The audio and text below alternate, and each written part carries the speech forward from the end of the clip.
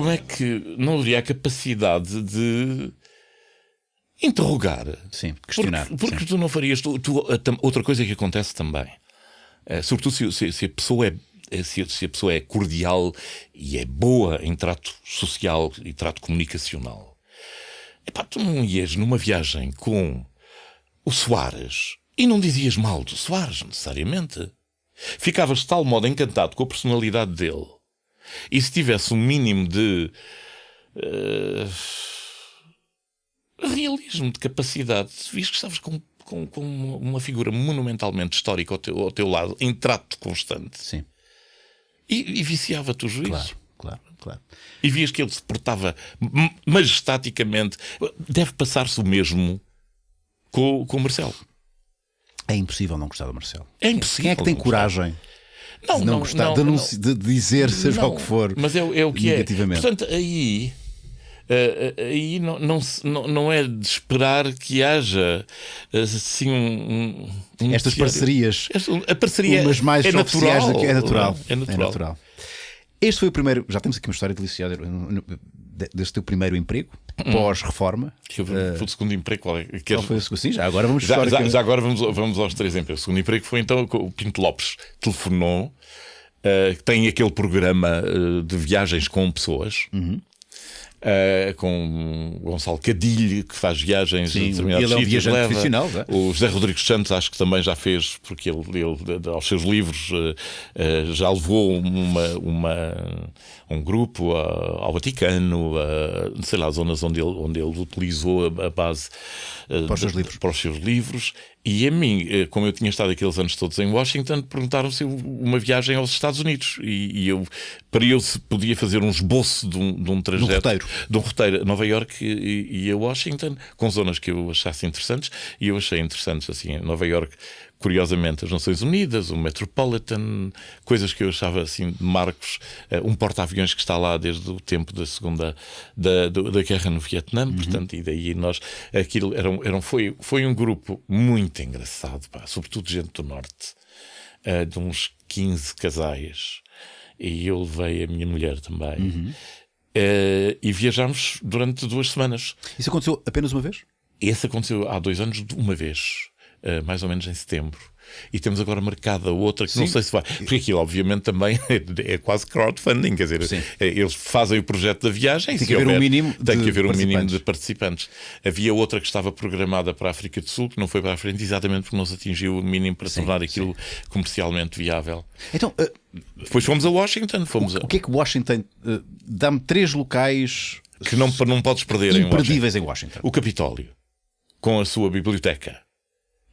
Que tem coisas portuguesas, que tem mapas portugueses. O Capitólio é fundamental, e para veres como é que é aquela ritualidade, e se houver alguém que fale contigo sobre como é que aquilo funciona, que é um funcionamento muito interessante.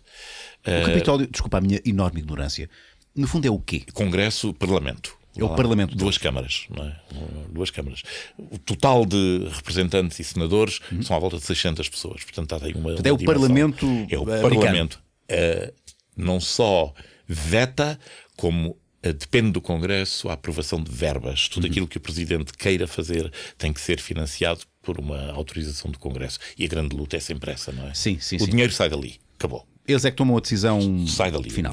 A decisão final vem do Congresso, Câmara Baixa. Depois porque vai ao Senado, ao Congresso, ao Senado e há já agora expliquam como é que isso funciona. Não, Congresso e Senado e acaba aí. Okay. Não há uma Câmara Alta de Senado. Não. É claro que os senadores é um por Estado, não é mais. Há um Estado que tem 2 ou 3.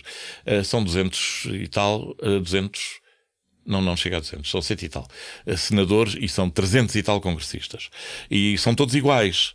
Mas só que há alguns mais iguais que outros. Muito mais iguais. E há uma coisa estranhíssima. O funcionamento da democracia nos Estados Unidos é um bocadinho bizarro para quem está habituado ao nosso, não é? E o lobby é algo natural e não, é legal. É legal, não é? Grandes empresas de lobby. E isso não é. Isso para a mente de um português. Bera? Isso não é Bera, sim. Se não fosse uma empresa de lobbying chamada Edelman, que o Estado português contratou através dos belíssimos serviços do então Ministro dos Negócios Estrangeiros, que era o José Manuel Durão Barroso, negócios estrangeiros do Cavaco Silva, que contratou por bom preço, não sei quanto, a Edelman para representar a causa de Timor-Leste nos Estados Unidos. E cerca de um ano depois, Timor-Leste foi independente. Então, mas imagina que o governo indonésio tinha mais dinheiro para contratar uma empresa maior de lobby. E contratou outra igualmente potente, a Hill & Knowlton. Então degalearam-se? Absolutamente. Mas isso é feio. Bom, é bonito. Neste caso teve um resultado positivo, mas imagina que o resultado não fosse... Eu posso contar uma coisa que também, novamente, historicamente é interessante. Não sei se te recordas de um episódio que eu cobri quando estava em Washington, que foi o massacre de Santa Cruz. Sim. Que deu algum brado. Sim. E deu um brado, historicamente, posso-te até dizer porquê. Isto foi para aí 90 e tais. Deu um brado, porque foram apanhados 2 jornalistas americanos no meio da carga de repressão do exército indonésio, em Dili, no cemitério de Santa Cruz. Há imagens chocantes disso. Houve um inglês que filmou estes 2 jornalistas, com quem eu ainda mantenho algum contacto, que era o Alan Nern, escrevia na altura para o New Yorker, e a Amy Goodman, que tem um programa de rádio do género do teu. Na net? Na net, mas agora conseguiu penetrar na estação da National Public Radio e faz de vez em quando uns trabalhos muito, muito, muito intensos. Eles os 2 foram apanhados, estavam a fazer reportagem em Timor-Leste, interessavam-se por aquelas causas exóticas. Timor-Leste era uma causa mesmo exótica naquela altura. 91, exótica 92. Por ser desconhecida. Por ser desconhecida. E foram apanhados no meio disso. Chegaram a Washington, conseguiram sobreviver ao massacre, foram evacuados para a Austrália, ele com a cabeça ainda. Isso também está tudo na net, é curioso. Há um programa que eu fiz na altura sobre a tutela, vá lá, da grande reportagem que era então dirigida pelo imenso jornalista que é o José Manuel Barata Feio. E eu fiz em Washington um programa sobre este período. E eles vieram para Washington e eu comecei a questionar. Eu na altura já... Bom, houve lá, dentro das coisas que eu gosto de invocar, e que é assim uma coroa de glória, eu fui o único, até hoje, jornalista português acreditado na Casa Branca, formalmente. Tenho um cartão do Press Corps da Casa Branca durante a presidência do Bush pai, que foi quando eu cheguei lá, e do Clinton. Portanto, fizeste perguntas diretamente ao... Eu comecei a questionar sobre o massacre de Timor-Leste. E aquilo foi tão curioso que tive que soltar primeiro. Por exemplo, o nome, quando o Xanana foi preso, tive que soltar o nome de Xanana, que ele não fazia ideia. E a grande conquista foi quando o briefer da Casa Branca e o briefer do State Department, que era quem dava sobre política externa, aceitou a minha pergunta e disse: eu respondo-lhe logo à tarde. E então houve um depoimento escrito sobre isso. E eles reconheceram a existência de uma situação de direitos humanos muito difícil grave, naquela zona. A partir daí, o Bush pai fez também uma conferência de imprensa em que novamente eu o questionei, perguntei diretamente a ele. E antes de uma partida para uma viagem ao Extremo Oriente, onde ia visitar a Indonésia, e eu perguntei-lhe qual é que era a atitude do seu governo dos Estados Unidos face a Timor-Leste, ao que ele respondeu que a situação em Timor-Leste é uma tragédia. Isto foi grande notícia. E isso claramente são palavras fortes, claro. Dito por um presidente dos Estados Unidos. Claro. Tem outra coisa, a seriedade da informação americana. Tu hoje vais à biblioteca do Congresso, por exemplo, e vais à procura nos chamados Presidential Papers e encontras esta minha pergunta e a resposta dele. Aí encontras as minhas perguntas no Departamento de Estado e as respostas dele. Portanto, para quem quiser fazer a história disto tudo, está toda restada ipsis verbis, porque é tirada por court reporters, sabes, constantemente. Como se fosse num tribunal. Como se fosse em tribunal. E, portanto, tem a validade de uma opinião pública registada. E eu admiro muito o sistema americano por causa dessa transparência. Inclusivamente os lobbies. Inclusivamente os lobbies. Bom, lá, diz a grande empresa de lobbying que é do Kissinger Associates, não é?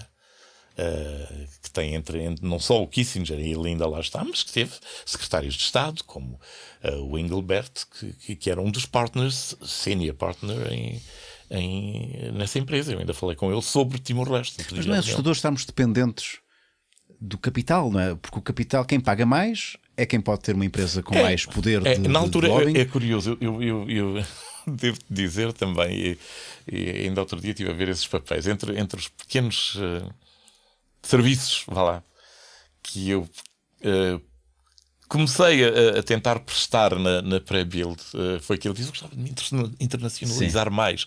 E eu disse: na minha experiência, tu para te internacionalizar mais precisas de uma empresa de lobbying grande atrás, valente, que te dê uma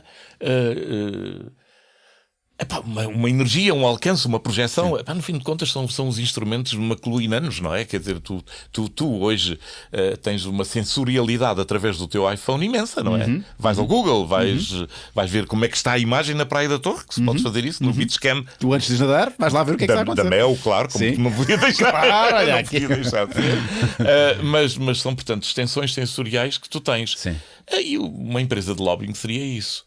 E então, a grande empresa de lobbying, a primeira que me veio à cabeça foi de facto esta. Disse: olha, a Edelman foi quem representou Timor com muito sucesso. Portugal, por outra, representou Portugal. Sim. Com muito sucesso na crise de Timor-Leste. Mas havia outra, a Helene Knowlton, representou Angola, o governo de Angola, antes de Angola ser reconhecida pelos Estados Unidos.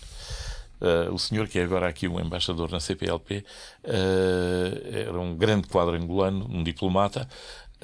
Estava sediado na Helene Knowlton. Eu ainda falei com ele lá quando tratámos do problema de Angola, antes do reconhecimento. E eu disse, portanto, ao meu então patrão, disse: eu posso tentar estabelecer um contacto para enfim, te assistirem para seres cliente. E fizemos isso, estabelecemos o contacto. Infelizmente, é como te digo, a empresa de famoso, a empresa desapareceu, não há utilidade, fica. Capitólio, dá-me mais dois marcos. Onde eu te levaria. Sim. E o cemitério de Arlington também, que é fundamental para ver que o culto aos mortos, mortos de guerra? Mortos de guerra, estão lá os túmulos dos Kennedy, todos da família, não é? Mas de resto, Washington já foi descrito como sendo um grande cemitério de campanha, porque o confronto na Guerra Civil passou-se muito nas imediações do Washington. Também não era muito conhecido, mas a Casa Branca chegou a ser bombardeada, não é? Pelas forças solistas. Não é por acaso que é a capital do país. E não é Nova Iorque. E que não está inserida em estado nenhum, como tu sabes, não é? Que é um distrito autónomo. Não é? Portanto, eu iria também aí, a Arlington. Depois iria tentar ir. A Casa Branca é muito difícil ir agora.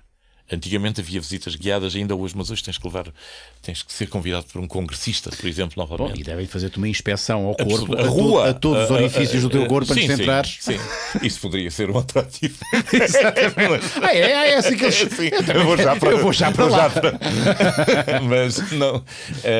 Tem ao lado, fizeram, como os americanos são muito gente de recursos, fizeram ao lado o que eles chamam um centro explicativo da Casa Branca, que é num prédio também muito bonito. É quase um espelho. Descrevem-te a história da Casa Branca, desde o Lincoln, mostram-te uma série de coisas, tem uma série de filmes muito bem feitos, objetos.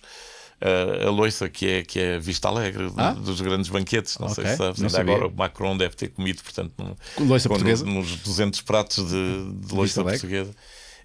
Portanto, eu levaria aí. Depois iria para a América que eu mais gosto, que é aquela América com sabor a maçã e a canela, que é assim, a casa de Mount Vernon, que era a casa do George Washington, que é logo acima no rio também. Depois eu levei estas pessoas às zonas da minha América, que é subir o rio Potomac um bocadinho até às cascatas do rio, uma zona chamada Great Falls, que é um parque natural, mesmo junto a Washington, fica à distância de que era, sei lá, da Quinta da Marinha, aqui do Terreiro de Passo. E tem um elemento constante, por sorte também. Ficámos no hotel onde houve a tentativa de assassínio ao Ronald Reagan. De modo que está lá também uma placa, está um sítio, está lá. Portanto, foi registado, esse momento foi registado. Foi. A viagem foi. Olha, eu tive essa pena quando acabou, percebes? Fiquei amigo daquelas pessoas. Ainda hoje, de vez em quando, algumas telefonam. Sobretudo, é como eu disse, gente do Norte.